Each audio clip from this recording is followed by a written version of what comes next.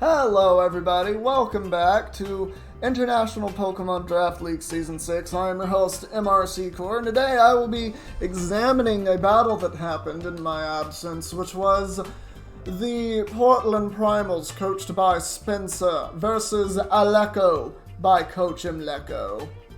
That didn't come out right, but whatever. Before we get started, go ahead and subscribe if you haven't already, because it goes to supporting me a long way. You can check out the links in the description below, as I do other content, as well as make music, which you can check out on the Patreon, as well as Spotify or wherever you listen to music on a major platform. But yeah, so we're going to go ahead and get started. So it looks like, just judging by this, Spencer went ahead and brought his pretty much the same 6 Pokemon that he's brought to every battle, which is Hatenna, Krabby, Litten, Gossifleur, Shelmet, and Pumpkaboo. Probably Pumpkaboo large for this matchup. That's what I would think. As you would definitely want the Pumpkaboo to help with the Musharna and the Golett, as well as just Poltergeist spam. That's probably one of the reasons the Wooloo came, is just for that. I'm also looking at this, and Aleko brought a really interesting team with the Torchic and the Arrokuda. Also, the Shinx managed to come, so I'm imagining the Shinx is for Intimidate purposes, especially for Krabby, because it might live a hit. Might. I say might. Krabby is insanely strong. But let's go ahead and play this out. So we do see the Wooloo lead, and we see the Litten anti-lead here, which is fine. Litten's a cool lead, and it goes ahead and Swords Dances turn 1 as the Litten, as the Wooloo gets the yellow color onto that Litten. Insane first turn, and the paralysis. You hate to see it, but that is what the yellow color does. It's very powerful like that. That Earthquake hurt that Shelmet. That's not a resist. Ooh, that did so much damage to the Shelmet. Alright, so he doubles out, and the Shelmet doesn't seem at all concerned by the Wooloo, but the Heavy Duty Boots KFC has come in, and it is ready to start hitting. Didn't do a ton of damage, but it got a little bit. If I'm not mistaken, I'm going to say that this Litten is probably Berry Juice, as it has been Berry Juice all the times that I've seen it from my memory. So, you know, there's that. The Golett ends up coming out as the parting shot happens to pivot Litten out. Good play by Spencer. Very, very safe pivot there into Krabby. And that's going to get quite a lot of damage on this Wooloo. Oh yeah, that's a clean 2-hit KO unless that's a roll.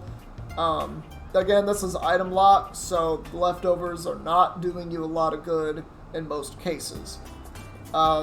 And this is where the Litten comes in. It is not Intimidate, which is interesting. I thought it would be. Ooh, the Fire Fang comes out. Great prediction.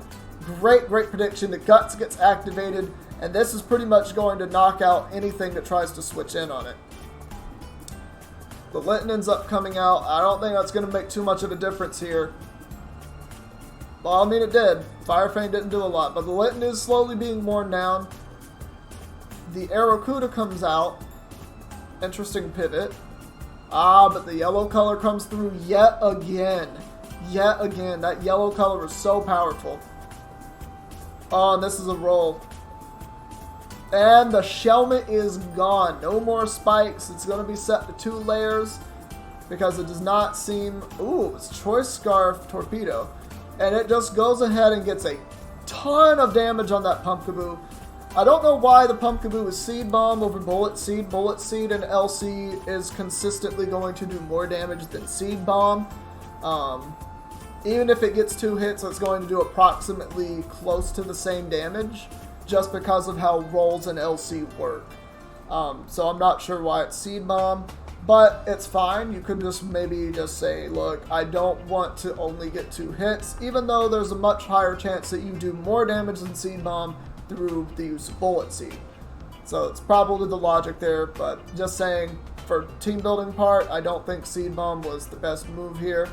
But that's fine. It did its job. It got rid of the Arrokuda, and the Pumpkaboo will now be clicking only Ghost moves from here on out, because there's no sense in clicking the Grass move when you have a stronger Ghost move.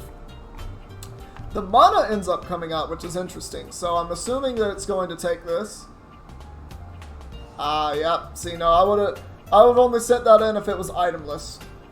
Torchic comes out. It will be faster. It is Scarf Pumpkaboo, it seems. Oh, no, they're Speed Tie. This is normal Pumpkaboo, not large. So, yeah, they Speed Tie. Shinx comes out. Shinx is faster. Or wins that Speed Tie. And gets rid of it. It looks like Imleco is not going to win this one, though. But we'll see. We'll see. There is still a Gala in the back. That's not Berry Juice, meaning it's probably Eviolite. Probably. It's hard to tell. That's probably Scarf Krabby, though. And if that is indeed Scarf Krabby, that's GG. Doesn't matter what you do here. Yep. Doesn't matter what you did. This was just going to happen anyway. So, the best play is to just Electric move continuously. Yeah, and as I said, it was Scarf Krabby. Because that's pretty much the only set of Krabby that Spencer likes to run. So, you know, GG to Spencer. He played it very well. The only issue I had on his team was Seed Bomb over Bullet Seed, but it's not really that big of a deal because it didn't end up making any bit of difference whatsoever. But yeah, they're very well played by both sides. That yellow color came through quite a few times on that Litten. I feel like that should have been capitalized better. There are a couple of unnecessary sacks, I think. The Mana sack was probably... That was probably the worst sack. That was probably the worst sack that Imleco did, in all honesty. I understand sacking Arrokuda. Personally, I would have kept it because it definitely outsped the majority of the team over here. But, yeah, when you have something with Poltergeist, the best answer to it, if you don't have a normal type, which I don't think sacking Wooloo was the correct answer either, but I understand you didn't have a switch into Krabby. So, it's one of those things. Krabby does put a lot of pressure on a lot of teams because it is very, very strong. It's outclassed by a few other water Pokemon in typical LC, like Corphish, for example. But anyway, good game. Good game to both coaches. And with that, we're going to go ahead and get up out of here. Thank you all so much for watching. If you liked it, please leave a like with a comment and subscribe if you want to see videos similar to this one. And we're going to see all of you in the next video that we do. Take care, everybody.